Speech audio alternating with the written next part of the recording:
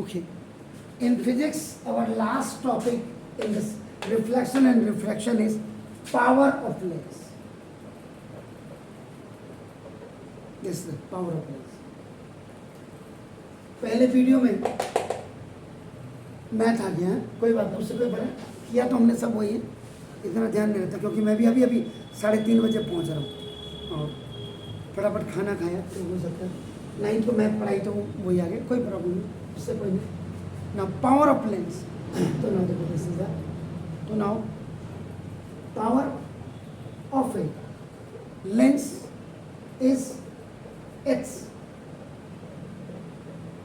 ability, this is ability to converge or diverge the, ये THE लिखना है यहाँ पे, the light rays falling on it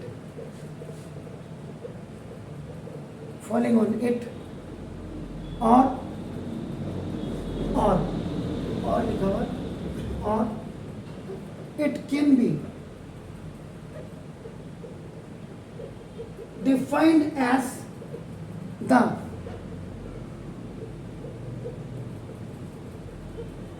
power of lens is reciprocal of the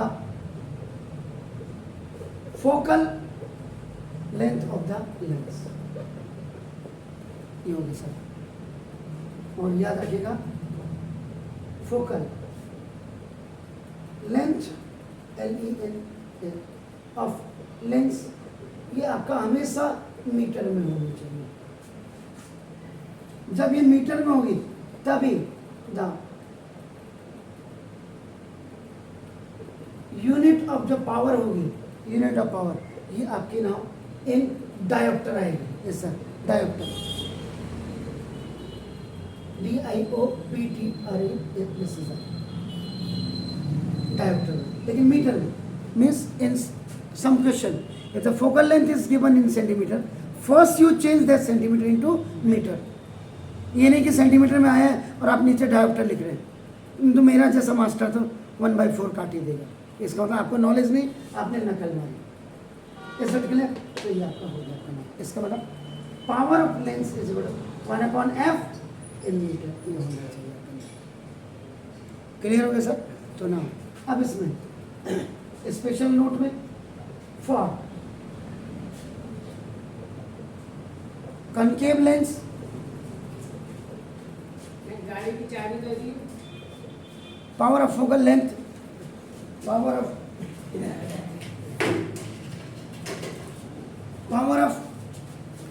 now focal length, this is the R, ये negative, this is the negative होती है। और दूसरा for convex lens, याद रखिएगा ये power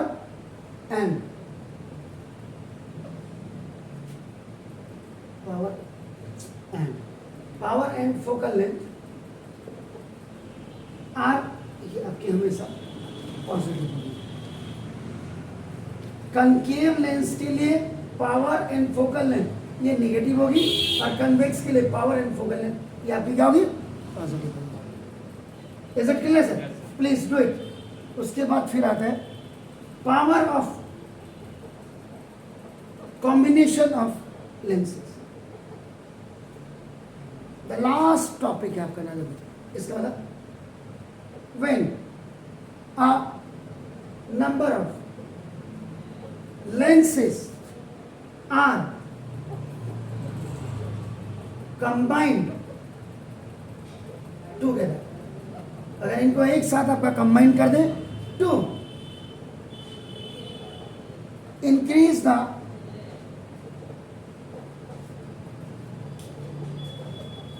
the magnification of image,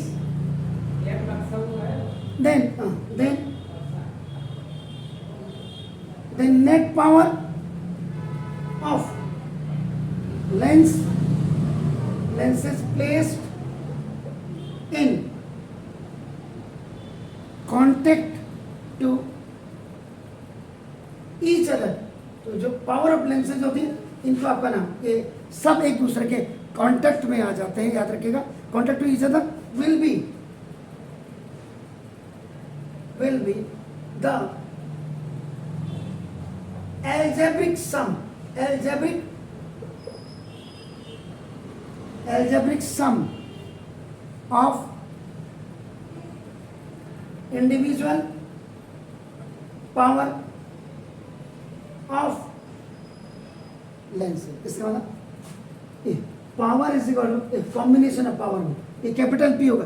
power is equal to power of first lens plus power of second lens plus power of third lens plus power of fourth lens, ऐसे करके आप बनाएंगे. तो क्या लिखा है कि when the number of lenses of images, then net power of lenses are placed in contact, इनको रखा जाता है each other will be the algebraic sum here, जो प्लस किया है, algebraic sum of individual power of the lenses is known as a power.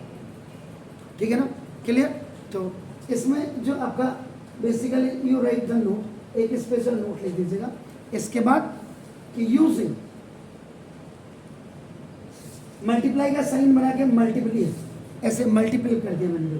तो using multiply का मतलब कई प्रकार के आपका जो लेंसेज होते हैं, लेंसेज आपका multiple lenses in a lens system can make images clearer and reduce defects that can occur with a single lens से आप बना दे बता सकते. each lens can correct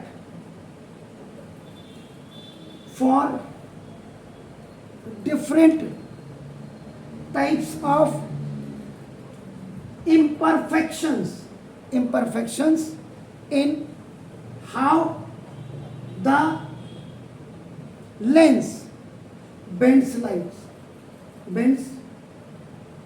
light which can lead to distortions. और distortion का blur करना, इसको distortion भी कहते हैं, DISTORTION, this is the distortion. और ब्लरिंग सिंपल लैंग्वेज में आपका कहते हैं, आप लोग जो कहते हैं ब्लरिंग, ऐसा धुंधला जैसा आना. देखो in the final image, this technique is often used in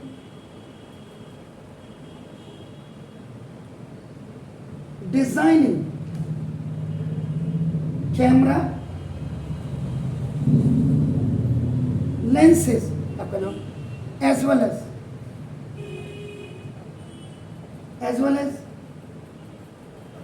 lenses of microscope and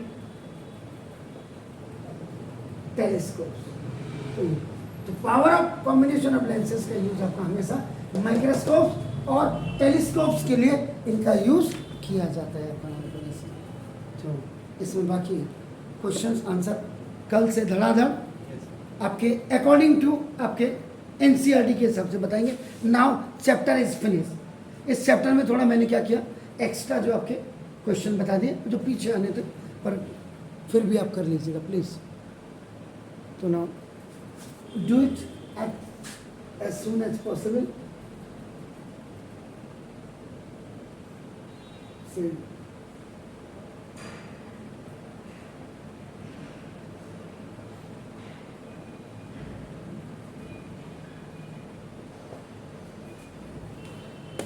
Do it please.